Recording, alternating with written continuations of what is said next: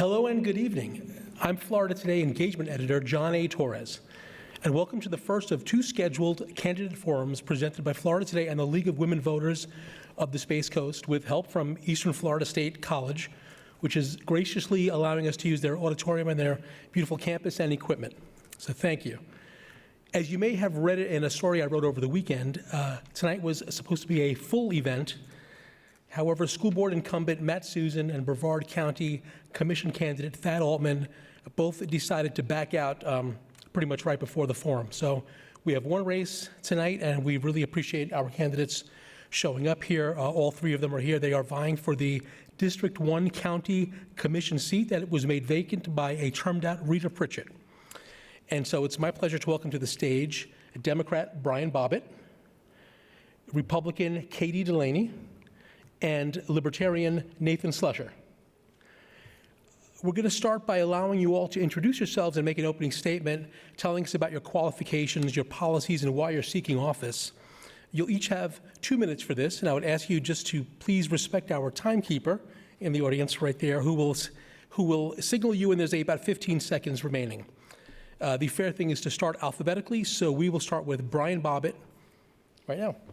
Good evening. My name is Brian Bobbitt. I have been a member of this community for just about the most of my life. I've done a lot of civic work with my former job as director of Keep Brevard Beautiful. I've served on many boards, and we've done some amazing things throughout our community. The reason for my run is I want to make a change. For too long, we have been getting sold out by our county commissioners. Developers are overrunning our communities, infecting our neighborhoods, and our county commission leadership has not been listening. So that's the reason I'm running for number one. Two, I want to make some policies that are going to protect our environment. We have clear-cutting projects that are going on throughout the county, and it's just getting to be too much. We have cities that are not paying attention to their infrastructure. It's affecting our lagoon. It's affecting the future that we're going to be leaving our children. And in a river where I grew up in, fished in, hope to raise my son the same way, I won't let him touch the water. It's time for a change, and that's why I'm running. There's a major difference between wanting to make some policies and do some things or to make a true difference in our community, and that's why I'm here. I've been part of this community, like I said, for the majority of my life. I have seen how Titusville and North Brevard has been affected by poor leadership, and I'm tired of it, and that's why I'm here. Okay, we appreciate that, Brian. Now up is Katie Delaney.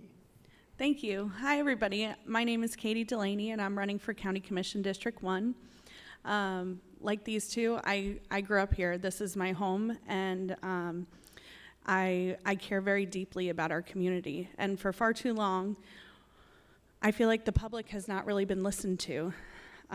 We're not considered when our policymakers are making their policies, and they've made that perfectly clear, especially this past year. When I'm county commissioner, public participation and public engagement is going to be a top priority for me.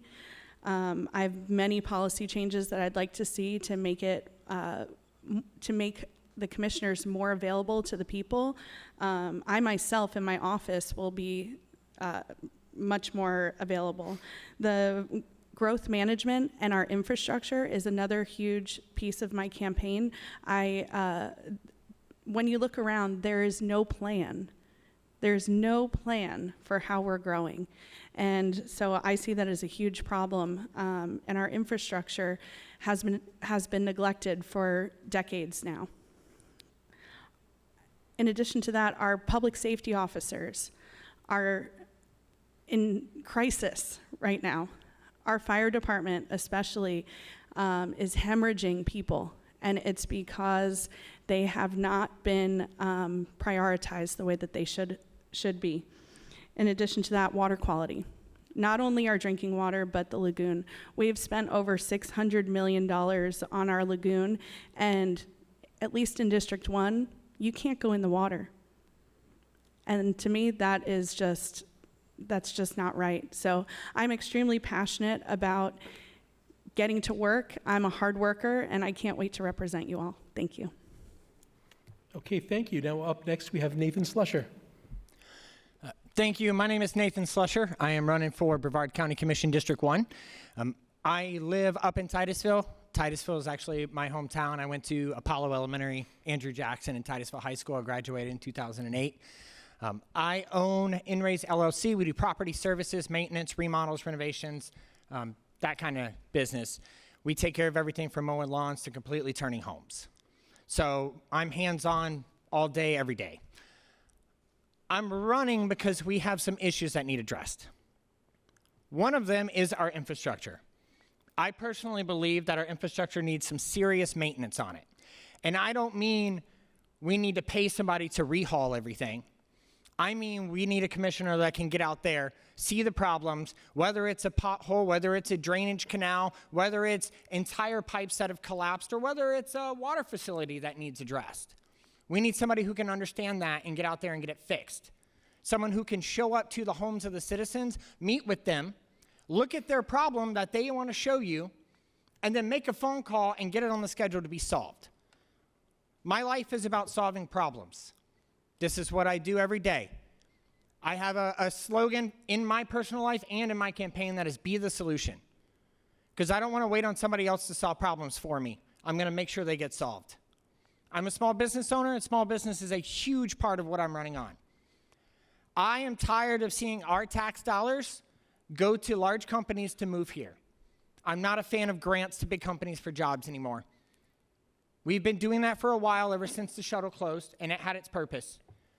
But now it's time for us to focus on our small business here in Brevard County. It's time for us to focus on our Brevard County citizens. And that is where my focus will remain. Thank you. Okay, thank you very much. So I've received questions from reporters at the paper, from the League of Women Voters, and even readers. So I'm going to start with this one, and the order will be Katie, Nathan, and Brian. You'll all be asked the same question, and you each have 2 minutes. And now I know that you kind of touched on these probably in your opening statement, but if elected, what are the top 3 issues that you'd like to really sink your teeth into? So we'll start with Katie. Sure, thank you. Like I said before, public participation, growth management and infrastructure, public safety, and water quality. Those have to be our focuses.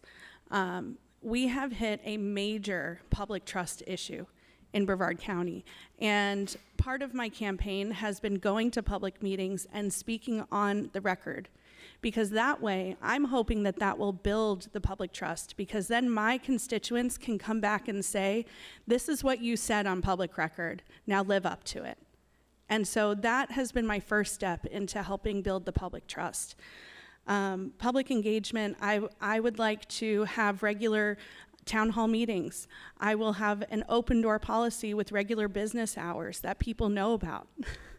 I want to have a podcast and a newsletter so that I can help get the people informed. People are busy, and it's our job as the commissioners to make sure our citizens are informed about what's going on. Public safety. If we do not have strong public safety officers, and that includes police and fire, we have nothing. If we don't have a safe community, we have nothing. And then planning our growth. Of course, growth is good. We can't stay 50 years in the past. We have to keep moving forward. But the way that we're growing, we cannot be affecting negatively the quality of life of everybody around us.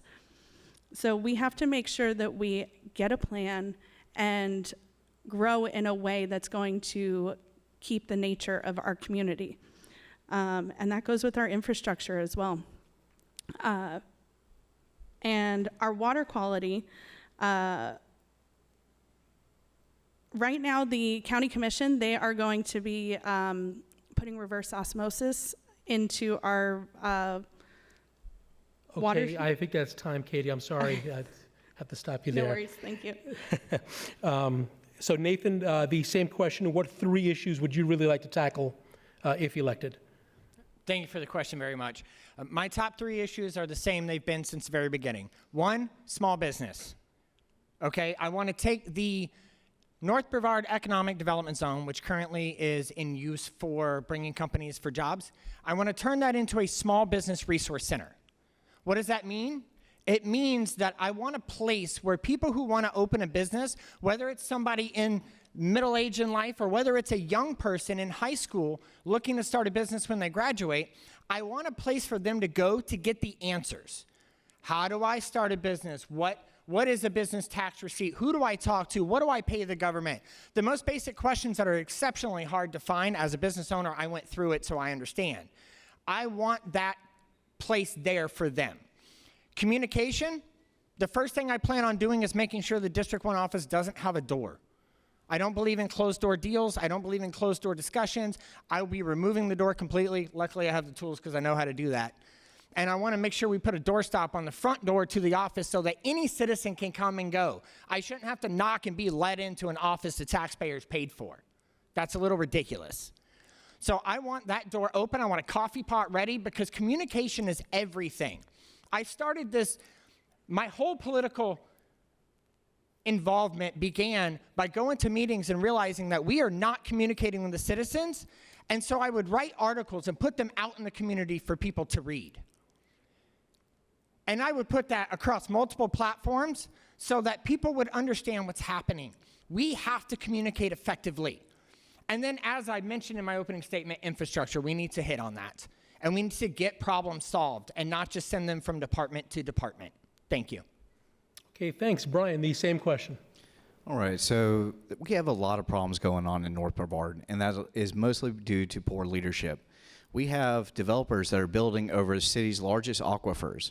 We have a water treatment facility that cannot operate to full capacity because we can't absorb the water. We are turning North Brevard into a concrete jungle just like everywhere else, and we're abandoning the environment, and that is going to have major repercussions later on down the road. I want to make it to where our homeowners are no longer getting sold out by developers.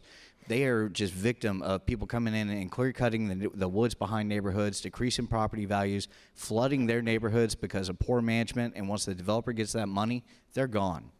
I want to make it now to where if a developer wants to come into our community, they have to pony up and invest in it.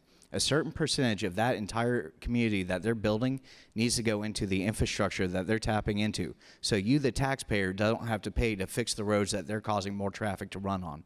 They need to invest in the schools that are going to be in that district because you're not going to pay me enough to be a teacher. Teachers are getting overrun. And you're going to build a place with 900 more homes, and all these kids are going to have to go to that school, in a place where you already got 40 or 50 kids in one class. We need to make adjustments. We need to make it to where if people are going to come in and make millions of dollars on developing in our property, in our community, they need to invest and be part of it. And I've heard a lot of other politicians say, oh, well, that's never going to pass. They're not going to do that. If you're not willing to invest in a community that you're going to make millions on, get lost. Someone else will pay. Other things that we need to do is protect our trees. Trees absorb water. They create shade. They're beautiful to look at, and they're just downright best for the environment, and we're clear cutting them. I want a certain percentage of a tree canopy to be preserved. It cannot be on the perimeter of a clear cutting project. And then the last thing I want to work on is transparency. I want accountability.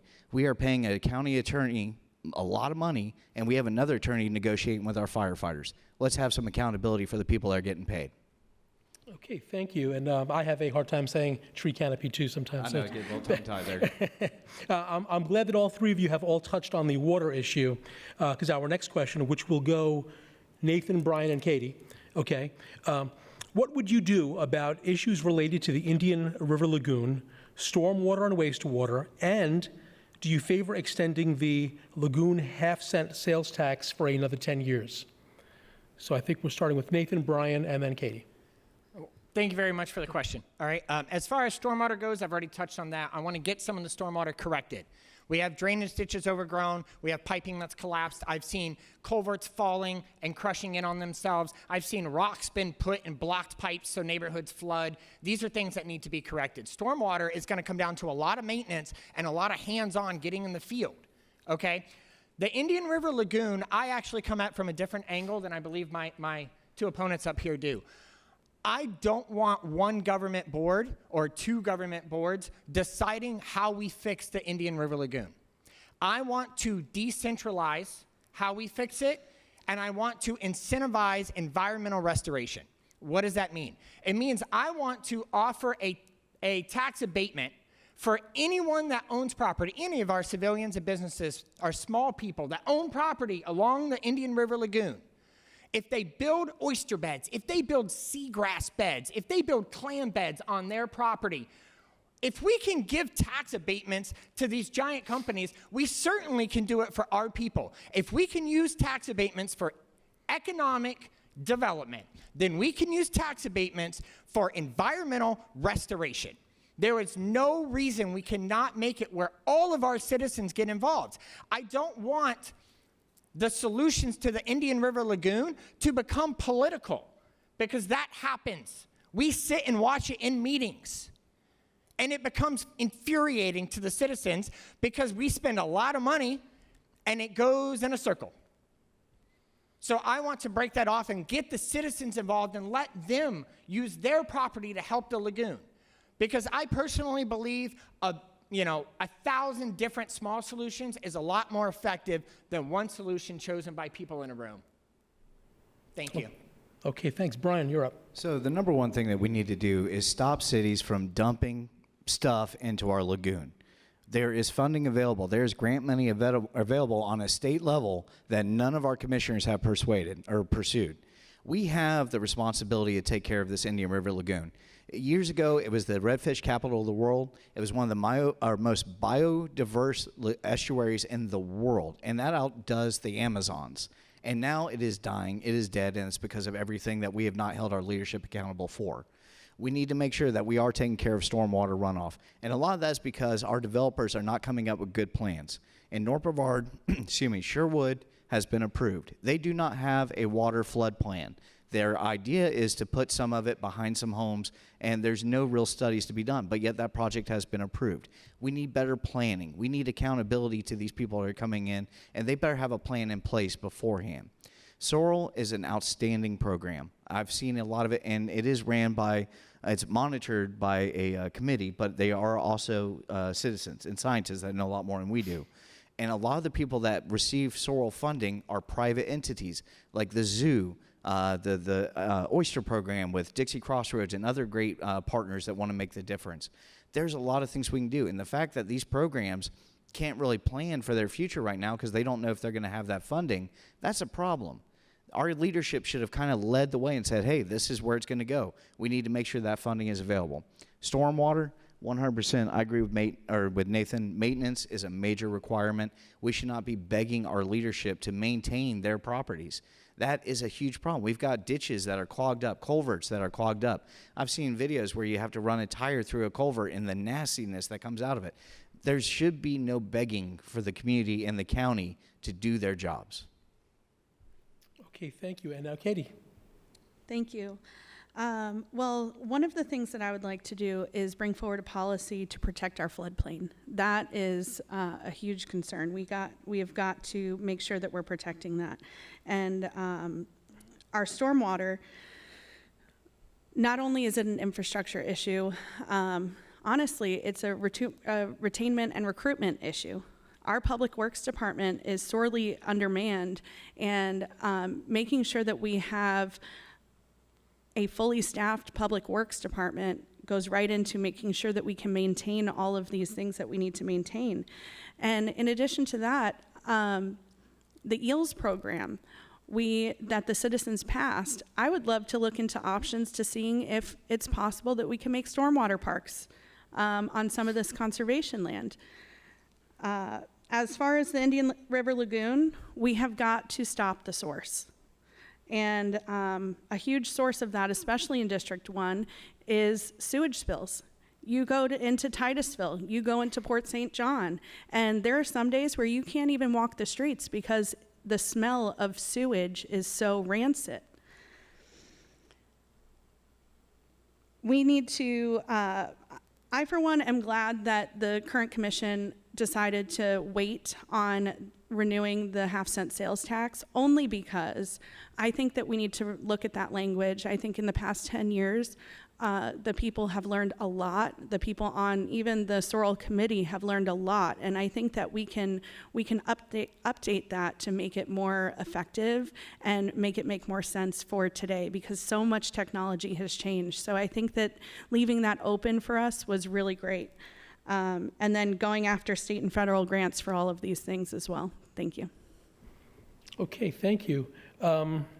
This has been a pretty hot topic all year long, and we're going to start with Brian on this one. It's what would you do about the stalemate in the union contract negotiations between the county and the firefighters union over relatively low firefighter pay and high attrition? So that's an excellent question, and it's just an absolute disgrace how we've let our first responders down countywide. These people go in and risk their lives for a fraction of pay that people are getting anywhere else. And there is so much money being misspent in our budget that we could take that money and make sure that our first responders are getting paid a lot. Katie mentioned we are having a mass exodus of firefighters because you can go get your certifications here in Brevard County, but then get paid $15,000, $20,000 or more in our neighboring counties. That needs to stop. A stalemate issue that we're having is, one, we have a county attorney that's making over $250,000 a year, but yet we have to outsource the attorney for the negotiations.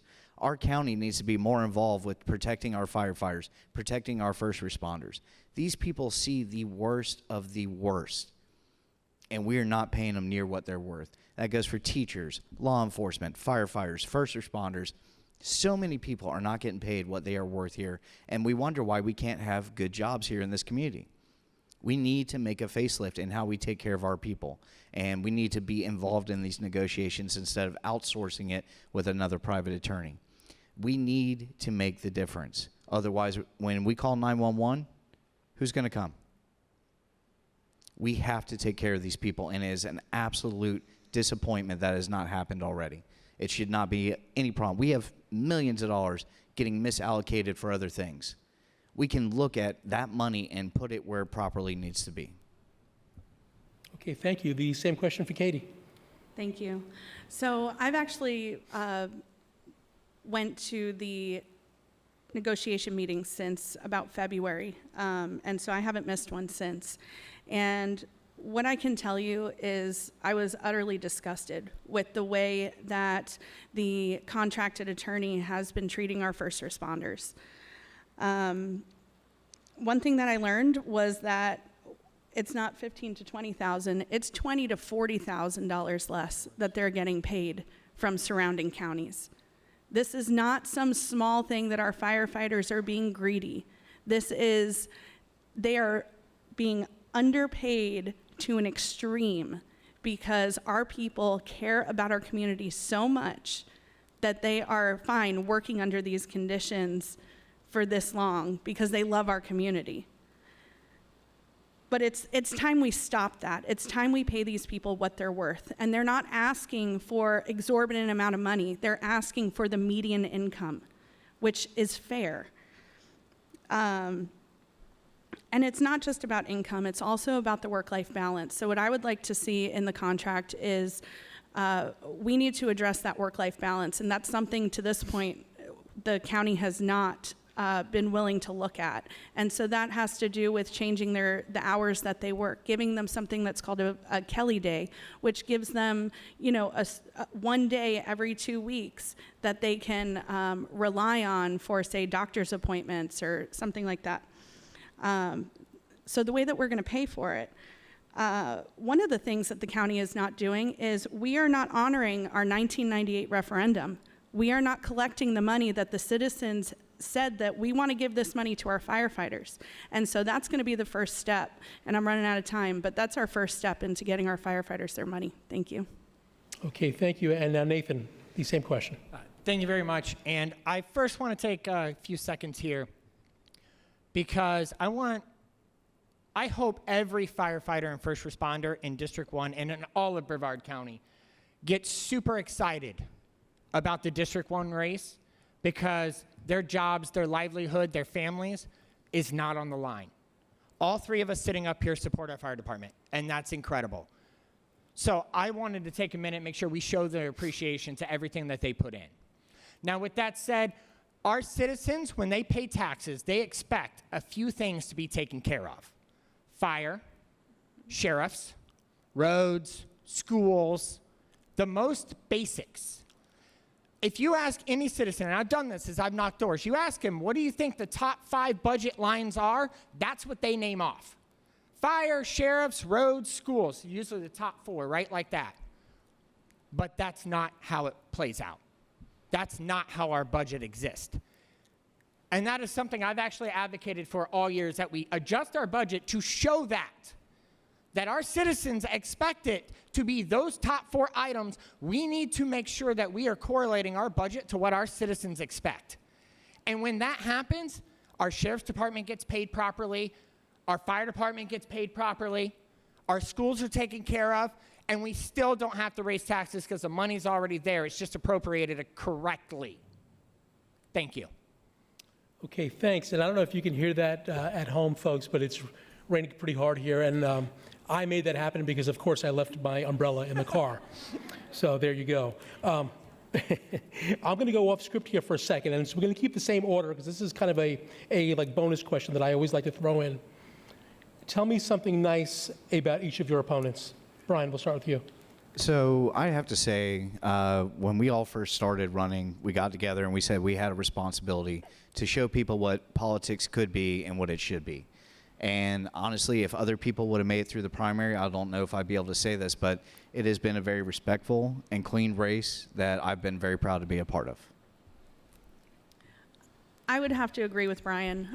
We joke now that like we've done the tour all around the county at this point, and it's been an honor to vie for your vote next to these two. And frankly, I hope that between all of us committing to not take lobbyist and developer money, and also making the commitment to each other to not personally attack one another, I'm hoping we change the face of politics in Brevard County because our county deserves it. And like they both said, I greatly agree with that. The fact that we all decided no personal attacks, stay out of the nasty politics, that was a major decision that we discussed back at our first candidate forum a long time ago. And we have held true to that, so there's been none of the nastiness that occurs. However, we've still been able to disagree and get our points across. And I really will say, to answer your question directly, Brian is an exceptionally good speaker, I have found out of this. Thank you. Specifically, this man knows how to control his pitch, and I'd be willing to bet he was in theater at one point. Rising stars. There we go. I knew it. Katie is actually exceptionally well at primary psychoanalysis, as we found out. She knew how to properly target primary voters and go get those votes during the primary. And I congratulated her for that because I thought it was an exceptional job. Thank you. Wow, a clean and civil political race. Who would have imagined that is possible? Thank you guys for that and for being so kind to each other. Okay, so now we're going to restart the order. So I went off script, so now I have to look again. So this one will be Katie, Nathan, and Brian. Okay. Florida's Live Local Act was designed to increase the availability of affordable housing in Florida. It also helps developers by allowing exceptions to zoning laws and also tax exemptions without public scrutiny and comment. How do you see this impacting Brevard County? We'll start with you, Katie. I see it affecting us horribly, to be honest. It's from the beginning of when I heard that this bill was in the committee weeks, I was against this. Taking away home rule from local control is just, it's not right. And luckily our county, or I should start with, luckily our state legislature made a change so that the counties can opt out of the property tax exemption. So thankfully our commissioners did that. So now these developers will have to pay the property taxes. But no one can disagree that affordable housing is an issue, but the Live Local Act is not the answer. And I've got some things in my mind that I would like to tackle the affordable housing issue with, but I'm going to fight tooth and nail against this bill until it's fully repealed, because this is going to harm not only Brevard County, but the whole state. Okay, thank you. And Nathan, the same question. Thank you for the question. And the Live Local Act, I am completely against. I do not like how it plays out. I believe it was created with a theory that it would work well, but as we've seen, It just does not work as anticipated. And so what we get is communities who get involved in their local towns, in their local cities. They go to the city halls when zoning comes up, and they speak out, and they have hours and hours of conversations with their elected leaders that they voted for to represent them. And if they choose to go with the citizens and against the developer, immediately they can just go to the state and say, please go around them. Mm-hmm. We've seen that happen recently in District 1. We saw hours of debate at Titusville City Council. The council voted against it. And within 48 hours, I have a phone call that this project just applied to go live local. Mm-hmm. And so that is not, I try and be an optimist here. I would like to believe that is not how it was designed, but that is sure how it plays out across Brevard County. Now, I am a home rule guy. I believe that local government is the most important government in our lives. I am not a federal power guy. I am not a state's power guy. I am a local power guy. I want Brevard County and the city of Titusville, the city of Cocoa, the city of Melbourne, I want them to have the power to push back against the state. I don't want the state having the power to go around the elected officials that the citizens go and sit and talk to for hours. Because that becomes a waste of time, and it becomes quite infuriating for everybody. Our Brevard County government and our local governments should be pushing back on the state, and I have no problem leading that charge. Okay, thank you. Brian, the same question. All right, so a lot of the greatest disasters in our history had outstanding plans, and they didn't have those intentions to start off that way. I'm sure Live Local didn't start off as, you know, how it's planned. It had the best of intention, but it's not there. There's nothing affordable about affordable housing in Brevard County. Everyone right now is feeling a pinch, and if you can find an apartment for under $1,500, you're not living in the best part of town. There are so many changes that need to be done with this. Anytime we take the power away from our government and our local government and give it to a developer, we're messing up. And it's a huge problem. We've seen, and this is one of the biggest things that all three of us are talking about, developers do not have the community's best intentions in mind. They're worried about getting their money and getting out. When their development that they build floods your neighborhood, you can't go sue them. They're already gone. We need to have more accountability, and this Live Local Act is not the right way to go. It, like Nathan said, like Katie said, is absolutely horrible. Anything to take away the responsibility or the vote of the leadership that have sat in their offices and listened to their constituents and voted as they felt fit, and it takes that power away, there's another name for that. It's not good.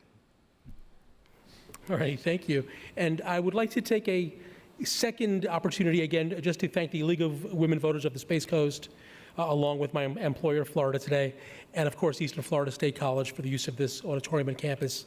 Thank you all. The order for this next question, a hot topic all year, will be Nathan, Brian, and Katie.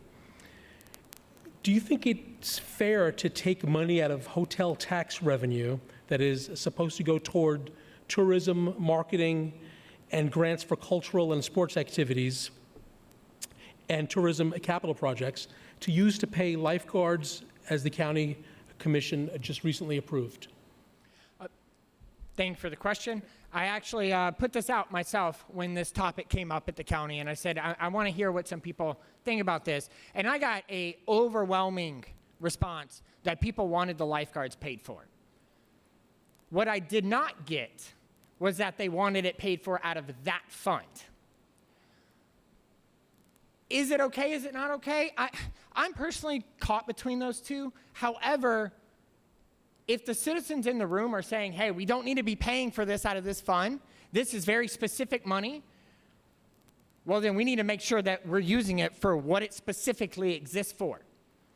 Again, taxes are paid with certain expectations. If those expectations are not met, we have upset citizens. It's our job as leaders to focus on those expectations. Lifeguards aren't the only hot topic when it comes to this specific tax expectation. We've had advertising become an issue with this specific tax expectation. When that happens, The leadership should sit in the room and say, what is the expectation of this taxes? That's what we're going to stick with. And that's what I plan on doing, is sticking with the expectations of the taxes that exist. Okay, thank you. Brian, the same question. So I actually have quite a bit of experience dealing with hotel tax, tourism tax, and seeing how that funding is spent. A lot of it goes towards our beach renourishment program. Some of it goes towards environmental. A lot of it goes to our Visit Space Coast, which is what advertises and brings tourism to this area. There's no doubt that we have Cocoa Beach, world famous Cocoa Beach. We had the Indian River. We have ecotourism. We have the Space Center, and we got the Mouse 30 minutes away. So all this tax money that's coming in is paid usually from out-of-town guests. That's why they call it tourism tax. Now, all these extra people are coming in here. Obviously, there's crowding the beach. It becomes a safety issue. Right now, I think that money should be used to pay for lifeguards to make sure our tourists are safe and our locals. You know what's really bad marketing is having a whole bunch of people get killed in a rip current. That makes it pretty hard. We already got the shark attack capital world about 45 minutes north. We don't want to have other issues. So I think tourism tax being used to pay for lifeguards that are directly affected by the tourism, I think that's okay. And guess what? That takes it away from the locals having to pay for that tax. So that's okay with me. There's a lot of other things that we could look at that we can be spending that money for, but for lifeguards, right now, lifeguards are associated with the fire department. We can't pay our firefighters enough. If we have an agency that's bringing more tourism and more strain to an employee department like lifeguards, let's let that tourism department pay for it and take one out of your pocket or put one back in your pocket. Okay, thank you. Now we're up with Katie. Thank you. I think that the consensus for the community is that people want lifeguards, and they're okay with this money going towards lifeguards. The issue that we have to get through is the legality issue.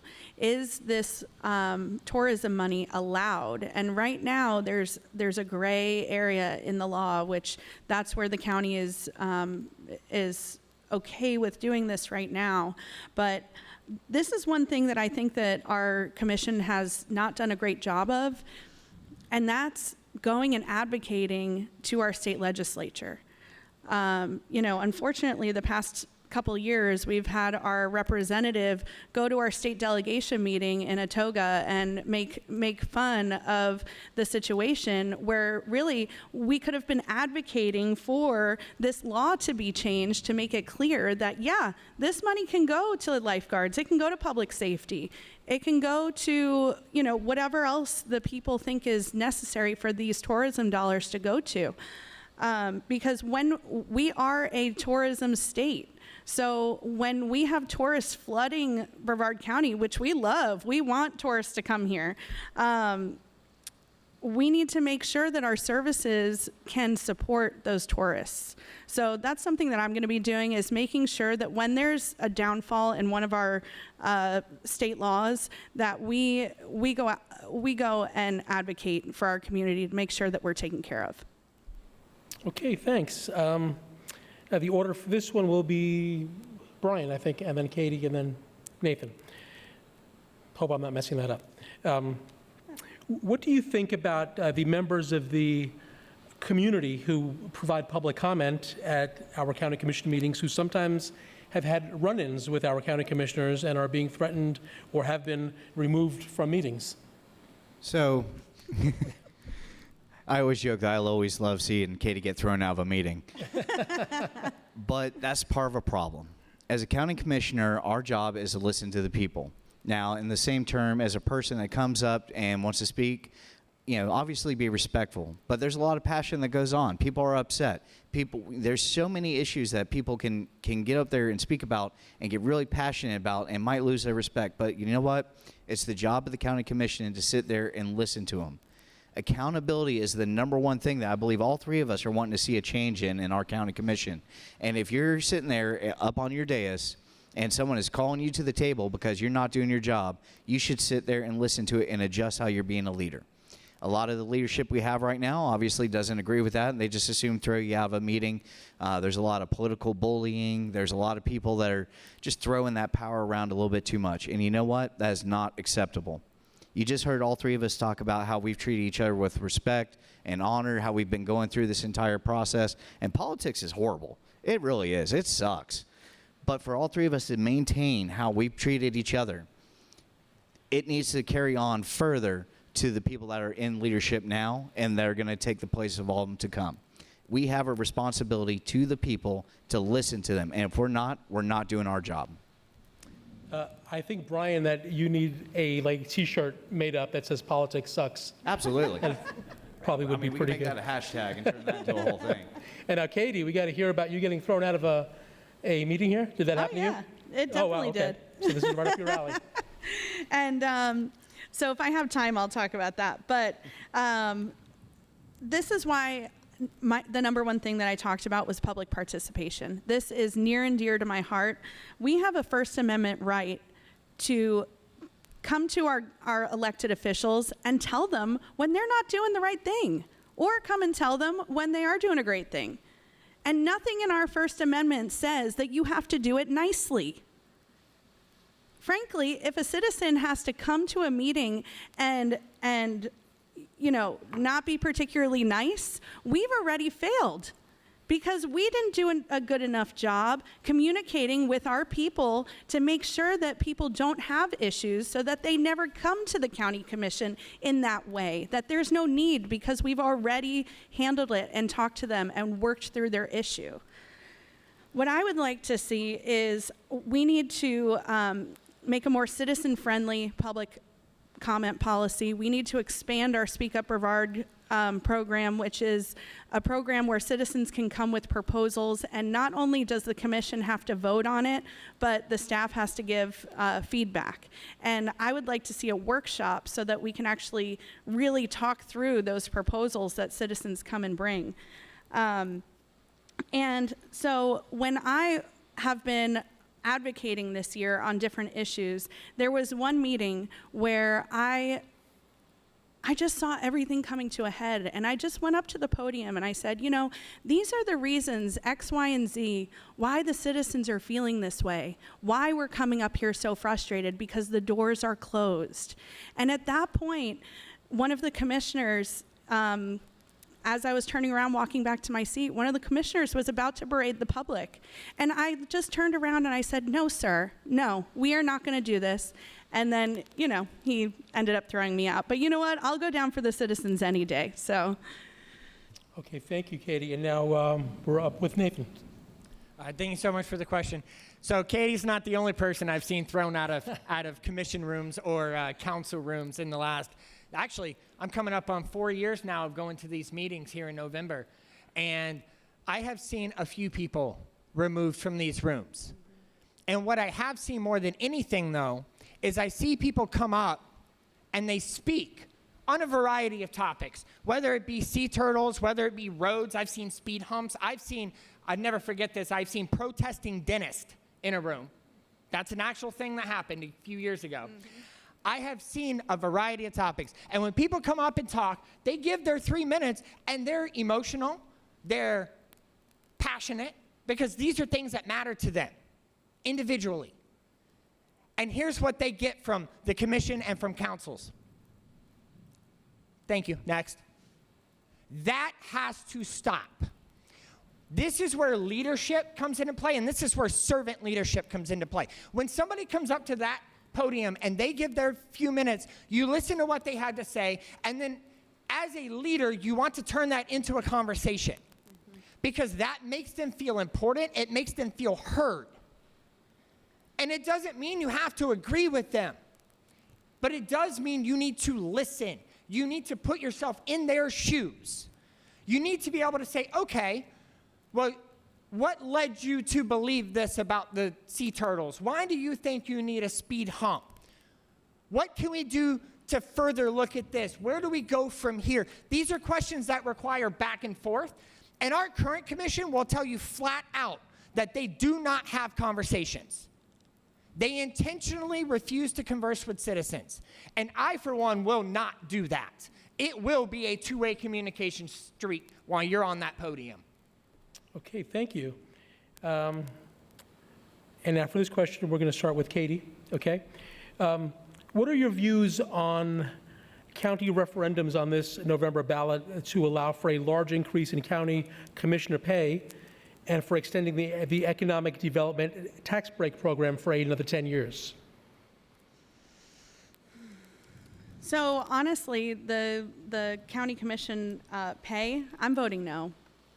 And I know that's controversial, but I'm a citizen too, and frankly, if I'm lucky enough to be chosen to represent you, I'm only going to be there for 4 to 8 years, depending upon, if reelection is a thing. And as a citizen, I don't want to pay those taxes. And frankly, this even though I will be treating it as a full-time position, not every commissioner does that, and so I just don't really feel like this is necessary. You shouldn't be getting into politics to get rich. So that's how I feel about that. The tax abatement process, this is very controversial. And right now, we are having such a crisis with our budget and being able to pay for things. I'm still kind of torn on it, to be honest, because on one hand, it's great that we have this thing that we can draw in business, and they have to perform to get the money. They don't get this money up front. They have to perform, and they have to show results. So that's not the worst thing, but honestly, when we are looking at how are we going to pay our firefighters, handing over, $8 million or whatever $1 million to this, that, or the other business, that's a hard one. So I'm still thinking that one through. I got to research it more. Okay, thanks. You're up, Nathan. Thank you so much. Thank you for the question. So the tax abatement program, I love these questions because I've already done public explanations on both of these. The abatement program I am going to support because it is a continuation of something that already exists. This is not a new thing we're starting out with. You currently have it, so however you feel about your life at the moment, it's not going to change. Spare any terrible decisions. But I touched on this in the very beginning because I would like to use that program to abate for environmental restoration. And if it already exists and we can make changes to do that, then that's a positive. If it doesn't exist, then we're going to have to create a whole new program, which is going to get political in the long run. All right, so I want to use the program to benefit our environment. So I'm going to support it because, one, it's a continuation. It already exists. I looked into it. It's pretty basic. I see no hot language on it. It's whether or not you just support it or don't. So I'm in support of it. The changing how much the commissioner gets paid, I am voting against that for one very clear reason, and it's not actually the money. I'm a home rule person. I believe the county of Brevard County should be deciding how much money the Brevard County elected officials make. I don't believe politicians in Jacksonville, Miami, Tallahassee, Tampa, they should not be deciding how much we make. And this change gives the power to the state to decide how much the Brevard County people make, and I'm not okay with that. I have personally gone into the commission rooms and spoken on how much our commissioners should make. And I want that to remain. I don't want the citizens to lose their voice, so I want them to continue being able to come in and have that discussion. Okay, thank you. And now, Brian. So someone once said, if you show me a rich politician, I'm going to show you a crook. There's a lot of truth in that. I don't think that we should be voting on whether or not we get paid more or anything else like that. And honestly, if you went all the way up the line, I think that politicians should only be getting paid the medium average income that's in their district. So if you got a district that's making around $20,000 or $30,000 a year, that's what you should be making, and that's pretty much it. There's too much money going in places that does not need to be. When it comes to the tax referendum, I'm kind of on the fence. I agree with Katie. I agree with Nathan. I know that we are paying businesses that are coming into this area way too much money because most of them are going to have to come here anyway. And if we are worried about having to give all these tax breaks for everything else, and we're worried about finding money on how we're going to pay our firefighters, we're not managing our money right. There is billions of dollars in our budget. And you can't tell me you can't come up with enough money to pay a firefighter to kick in the door and save you? That is poor management.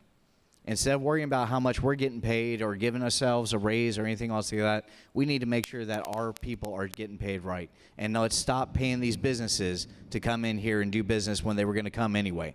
We're the Space Center. There's nowhere else they're going to go. Why are we going to pay them to come here? Why are we going to give them all these millions of dollars in tax breaks, but yet someone that lives here locally has lived there their whole life, they've got to still pay taxes? I don't agree with it. Okay, thank you. Well, I think that, my boss is here, and I just wanted on record that I'd like to see more pay. Just putting that out there, okay? And actually, we're going to go to one of the questions that she likes to ask a lot, Mara. And we're going to go with Nathan, Brian, and Katie. Tell me about a time when somebody was able to change your mind. About a time when someone was able to change your mind. Did I hear that correctly? Yeah, about a time when someone was able to change your mind about something. Yeah. You know what? The tax abatement program is one of them. Because when it first came out, I was vehemently against it. And I was like, we should not be picking winners and losers. But then I actually sat and listened. I took the time with an open mind, because that's something I like to do, and say, okay, I sat with one of the guys at one of the events and said, tell me about this. And I got the information on it. And then I went home, I did the research, and that's kind of when the idea triggered that, wait a second here, if we can use this for economic development, why can't we use this for environmental restoration? And that's when the idea started rolling. So my first answer to the tax abatement question was, no, I'm against it. But as time went on, and I talked to people, and I did the research, I said, well, you know what? This could be a benefit to Brevard. So instantly, you want to know a time when my mind changed? That's one very recently that changed on me. Okay, thanks. Brian, the same question. When was the last time somebody was able to change your mind? All right, so this is going to either go really well or this is going to go off into a whole other direction. But when I was looking at running, we were looking at the fact that in North Brevard, Democrats are grossly outnumbered with registered Republican voters. They're like, it's going to be a no-win situation. There's no way you're going to be able to get a hold of this. And I honestly kind of believed it too. There's a lot of things that I've seen that, people are just going to vote down the line no matter what. And not so much of someone in particular changing my mind, but throughout this entire process, I've seen community members come out and talk to us on all sides of the aisle, on the right, the left, the middle, and they care about what's going on in their community. They care how it's going to affect them. And I've heard Republicans say, hey, I'm going to vote for you. I've heard Democrats say, well, Nathan, they're going to vote for him. And it's party lines are not as finite as we thought they were. And I think that we need to let go of, I'm just going to vote right down the middle. Let's vote on what's important. Let's vote on the issues. Let's not worry about someone has a D or an R in front of their name. And that really, seeing that has changed the way I look at our local politics. So whereas we came into this race thinking there's no way in heck we're ever going to win this thing, we're all in it.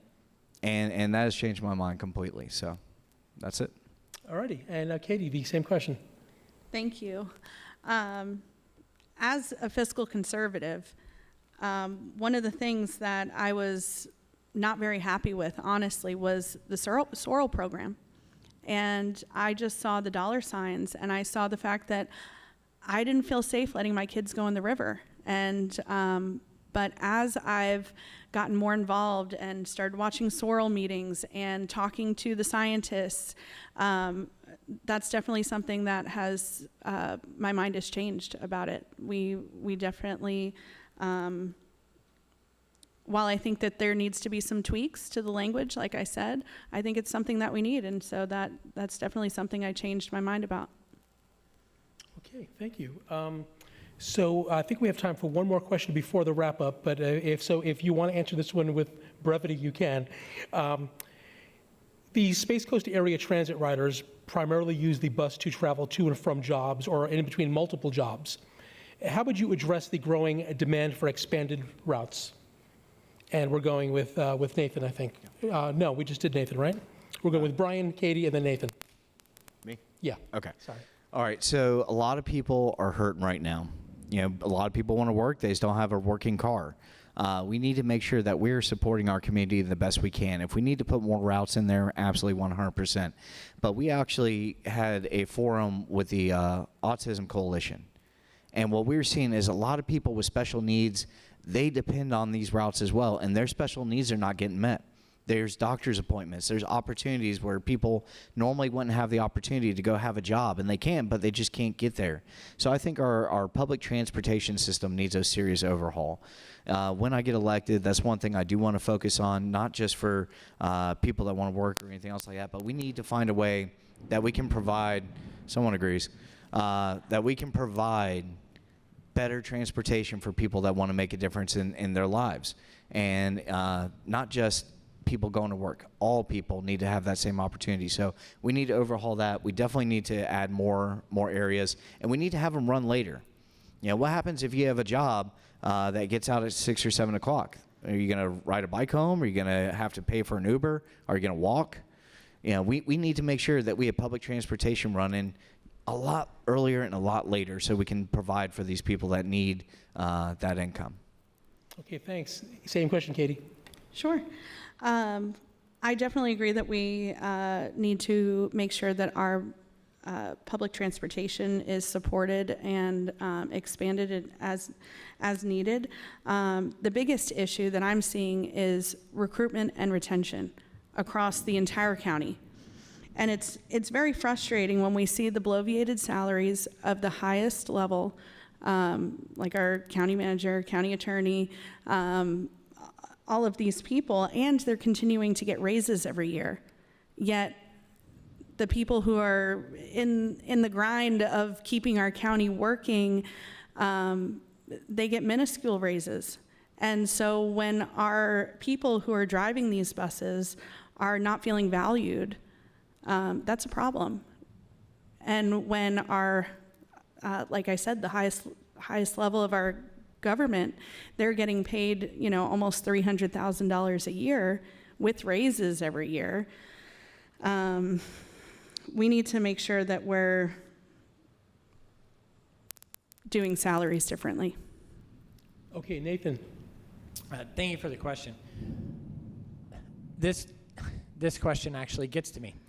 In 2014, my wife and I had just started out with a fresh start in life, and I was working at a metal factory down in Cocoa and living on Knox McRae up in Titusville. And for the first, I think it was 8 months, I had to walk a mile down to the bus stop, get on the bus, ride down to Cocoa, walk a mile to work. And I was doing powder coating at American Quality Manufacturing down there in Cocoa. And I'm pretty sure they're still there, rock and rolling too. And then I would come home covered in powder coating, which is like painting for those that don't know. And I'd have to walk a mile to the bus, ride the bus all the way back to Titusville, rain or shine, and then walk a mile back to my house. So I have the experience of what it's like to deal with our bus system. So I can go work a day, work 2 days, work 3 days with our bus systems, ride around with them, look at our routes, look at our demand, find out what we actually need. Because I can put myself in those shoes because I've been in those shoes. I know what it's like to have to take those routes. And yes, you're absolutely right that some of those nighttime jobs need some nighttime routes. And if that's something we can make happen, I'm all for that.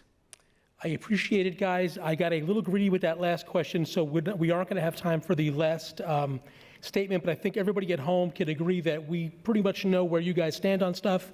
Thank you so much for being here.